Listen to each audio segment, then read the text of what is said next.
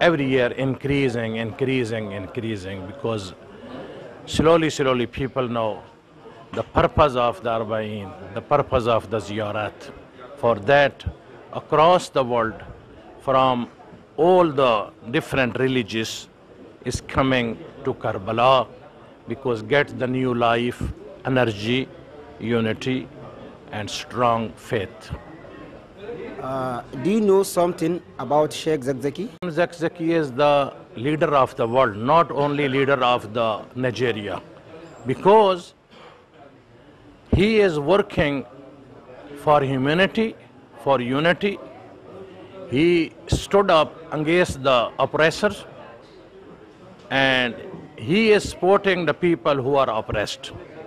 For that, he is living in our heart. We follow him, we love him, we respect him.